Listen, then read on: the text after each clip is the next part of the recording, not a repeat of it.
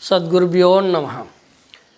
శ్రీ పూర్ణానందరహిత సద్గురు పుల్లారిడార్య పాదారవిందామృతరసాయనం జనన మరణ భ్రాంతిరహిత పూర్ణబోధకం శ్రీ శ్రద్ధానందరహిత గోవిందయార్య మద్గురు పరబ్రహ్మణే నమః.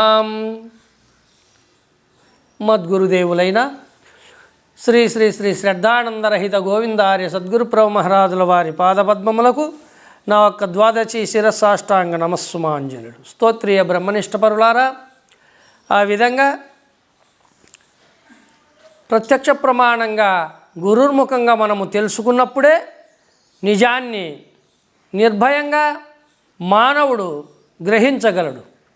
ఎందుకనగా ఏమి చేయదలుచుకున్నాడో ఏ విచారణ అయినా కూడా మానవుడు చక్కగా లోతెరిగి చేసినప్పుడే దాన్ని, ఒక నది ఉంది, దాన్ని గ్రహించకపోతే దాని లోతు విచారించకుండా అందులో దిగితే ప్రమాదము సంభవించే పరిస్థితులు ఉన్నాయి. కాబట్టి అదేవిధంగా ముందు దేవుడనగా ఎటువంటి వారు, పరమార్థమనగా ఎటువంటిది అని సద్గురు ముఖంగా విచారించినప్పుడే మనకు సత్యము తెలియబడుతుంది. ఈ ప్రపంచంలో దేహం వేరు, ఆత్మ వేరు అని చెప్పేసి రకరకాలుగా కొంతమంది ప్రతిపాదిస్తూ మాట్లాడుతూ ఉంటారు. ఎలాగా అంటే తను వెరుకలు రెండొక్కటి అని ఎనరాదనుచు కొందరందురు భువిలో, తను వెరుకలలోనొక్కటి కనరాకుంటేను రెండో కనరావోయన్నా, రెండొక్కటే వినరా మాయన్నా. అందరి మాటల కురికే వెందుకు నీవు నే బోధించిన పద్ధతినెప్పుడు వినరా ఓయన్నా, రెండొక్కటే కనరా మాయన్నా. తను వెరుకలు రెండొక్కటి అని అనరాదనుచు కొందరందురు భువిలో. శరీరము ఇందులో ఉండే నేను రెండు ఒకటి కాదయా, శరీరము ఆత్మ రెండు ఒకటెట్లయితాయి అని. ఎలా అంటే కట్టెందు నిప్పులేకనే కట్టెయనొక సమయమందు గనుపడి బహుగా మిట్టిపడి తుదకు కనరా దట్టిదెసు మీ ఎరుక పుట్టు మిక తెలుసుకోరా. ఎలా ఉన్నది అని అంటే మొట్టమొదట కట్టెలో నిప్పు లేదు, కట్టెకు కట్టె రాసుకొని నిప్పుబడి అడివంతా కాల్చి ఆ కట్టెను కాల్చి తుదకేమీ లేకుండా పోతుంది. ఈ తనువెరుకలు రెండు కూడా ఎలాంటివి అంటే కట్టెలు పిడకలు లేకనే నట్టుంబల నిప్పు నిల్వకే గుణపుడమిన్ అట్టుంబలనే నీవును ఇట్టి శరీరంబు లేక ఎందుందువురా. దేహం వేరు ఆత్మ వేరు అన్నప్పుడు పూర్వము మన పెద్దలందరూ గతించింది కదా, మరి వాళ్ళ శరీరాలన్నింటినీ తీసుకుపోయి మనము ఆ రుద్రభూమిలో దహనము చేయడమో పాతి పెట్టడమో చేశాము కదా. వారి ఆత్మలన్నీ మరి ఏమన్నా మన దేవుని మూల బెడ్రూమ్లలో ఫ్రిడ్జ్లలో ఏమన్నా పోయి కూర్చున్నాయా? లేవు కదా. ఉంటే రెండు ఉంటాయి, పోతే రెండు పోతాయి. ఎలాగా? ఒక అగ్నిని చూడాలంటే మనము ఒక ఉపాధిలో మాత్రమే చూడగలుగుతాం. అది కట్టెలోనో పిడకలోనో మనం అగ్నిని దర్శించుకుంటాం. ఈ యొక్క బట్టబయల్లో మనం చూస్తామా? ఉపాధి లేకుండా అగ్ని కనిపిస్తుందా? కనిపించదు. అందుకే కట్టెలు పిడకలు లేకను నట్టుంబల నిప్పు నిల్వకే ఉగునపుడమిన్ అట్టుంబలనే నీవును ఇట్టి శరీరంబు లేక ఎందుందువురా. కొన్ని అనుభవానికి చెప్పు చూద్దాం. ఏమన్నా ఎంతటి వారైనా సరే ఈ శరీరం విడిచి నువ్వు యాడికి పోతావు? అన్నీ మంది మాటలే, నీ అనుభవం ఏదో చెప్పు. ఈ శరీరం విడిచి ఎక్కడికి పోతావు? నువ్వు ఏ లోకము చూడలే, స్వర్గము చూడలే, కైలాసం చూడలే, వైకుంఠం చూడలే, సత్యలోకం చూడలే, నరకలోకం చూడలే, ఏ లోకము చూడలే. అన్నీ చెప్పే మాటలే. ప్రత్యక్ష ప్రమాణం అయితే నీకు ఏది లేదు. నీకు నువ్వు మరి ఈ శరీరాన్ని విడిచి ఎక్కడికి పోతావు? ఏమైపోతావు? అంత దూరం ఎందుకు? దినమరణము నిత్యము జరుగుతూనే ఉంది. నిద్రపోతుండవు, మేల్కుంటుండవు, నిద్రపోతుండవు, మేల్కుంటుండవు. నిద్రలోకి ఎక్కడికి పోతుండవు? ఆ చోటు ఎక్కడ? అక్కడ ఆకలి లేదు, దప్పిక లేదు, సుఖము లేదు, దుఃఖము లేదు, పాపపుణ్యములు లేవు, చీకటి వెలుగులు లేవు, దేవుడు లేడు, దెయ్యము లేదు, ఎటువంటి సంకల్ప వికల్పములు, హరిషద్వర్గములు, ఆశపాశములు, భావబంధములు ఏవీ లేవు. భార్య లేదు, భర్త లేదు, పిల్లలు లేవు, సూర్యచంద్రాదులు లేరు, అష్ట ప్రకృతి లేదు, ప్రపంచమే లేదు, సృష్టి స్థితి లయములే లేవు, అసలు శరీరము లేదు, నేనున్నానా లేనా అన్నటువంటి జ్ఞాపకాలే లేవు. మరి ఎక్కడ చోటు?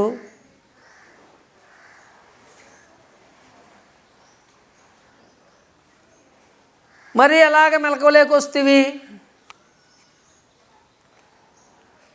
కాబట్టి మంది మాటలన్నీ నీ విచారణ కాదు, నిజంగా నీ గురించి పరమార్థమును అయిన దైవం గురించి తెలుసుకోవాలంటే చక్కని విచారణ చేసే సద్గురువు సన్నిధానానికి చేరినప్పుడే మానవుడు సత్యాన్ని తెలుసుకోగలుగుతాడు. అందుకే మొట్టమొదట నీవు సనాతనమైన సత్యాన్వేషణ పరుడవై సద్గురువును ఆశ్రయించు. అప్పుడే నీకు నిజం తెలుస్తుంది.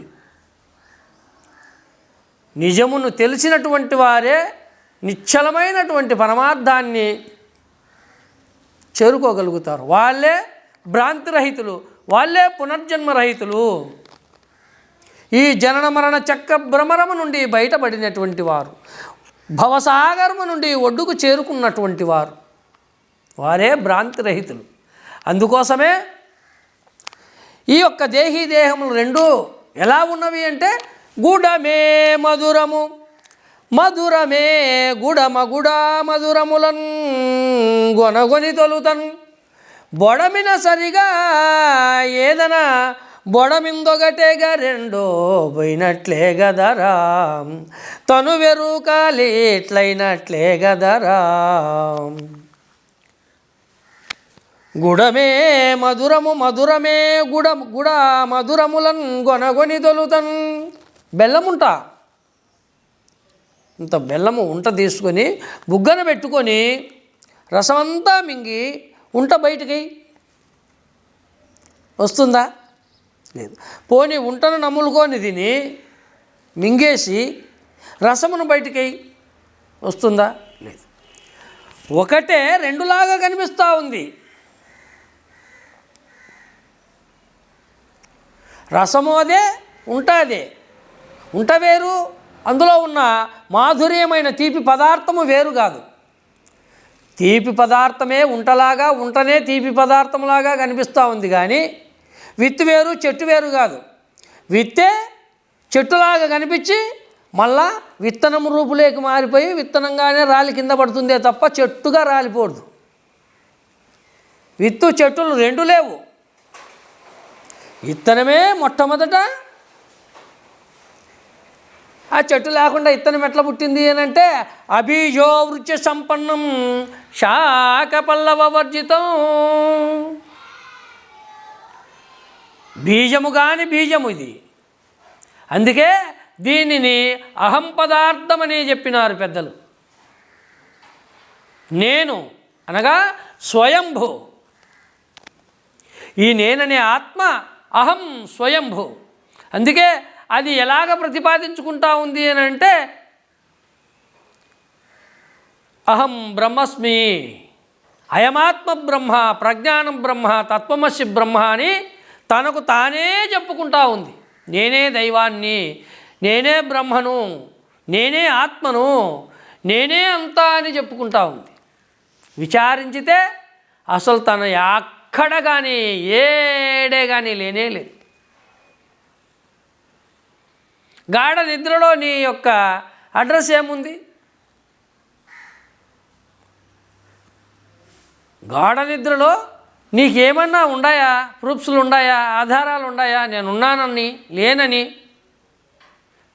జాగ్రత్తలోకి వచ్చిన తర్వాత బాగా నిద్రపోయినానని చెప్పుకుంటున్నావా? బాగా ఏమిటిది? ఆ బాగా ఎక్కడుంది? ఆ బాగా ఆకలి దప్పికలు లేని ఆ చోటు ఎక్కడా?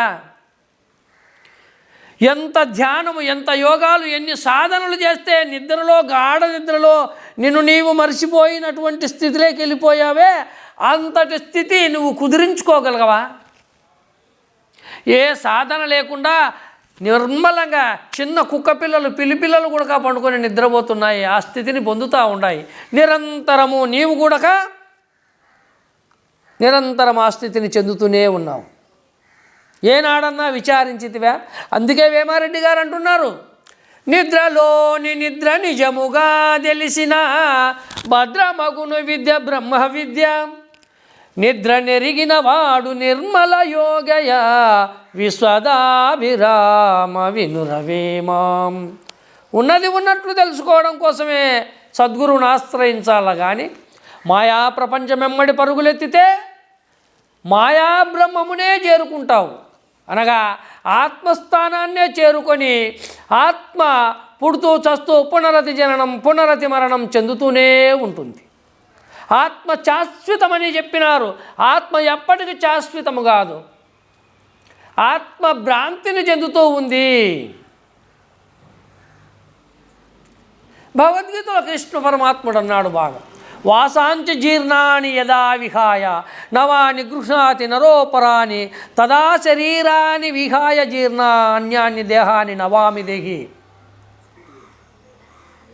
మనుజుడు చినిగిన వస్త్రమును విడిచి నూతన వస్త్రమును ధరించులాగున ఆత్మ జీర్ణమైన శరీరములను విడిచి కొత్త శరీరములో ప్రవేశిస్తున్నది అని.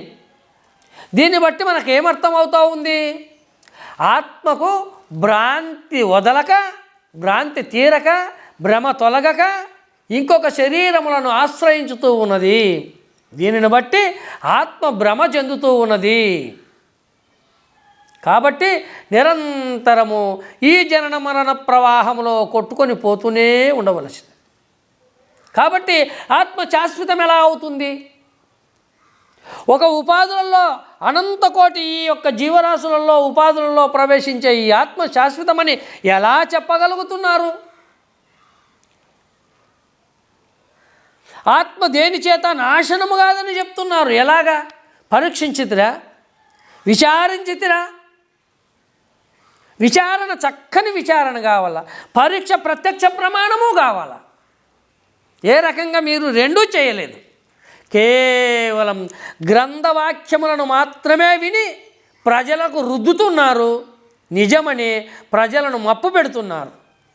నయనం చిందంచి శస్త్రాన్ని నయనం దహతి పావక నచైనం క్రోధయం త్యాప నచోచేతి మారుత. ఆత్మను అగ్ని దహింపలేదు, శస్త్రాస్త్రాయుధముల చేత అది చీల్చబడదు, అగ్ని వర్షము తడువలేదు, గాలికి కూలదు, త్రాళ్ళ చేత కట్టుబడదు అని చెప్తున్నారే. ప్రత్యక్ష ప్రమాణం ఎట్లా నిరూపణ చేస్తారు? ఏమిటి దాని? ఎవరన్నా ఆ గ్రంథము చదివే వాళ్ళన్నా కానీ ఏమన్నా అనుభవంలోకి తీసుకొచ్చుకొని చూసుకున్నారా? కళ్ళు మూసుకొని ఎక్కడో ఉంది నీ లోపల ఆత్మననే నీవు అనుకుంటే అనుభవమేమి? గాఢ నిద్ర లేకపోయినదే నీకు అనుభవం లేదు.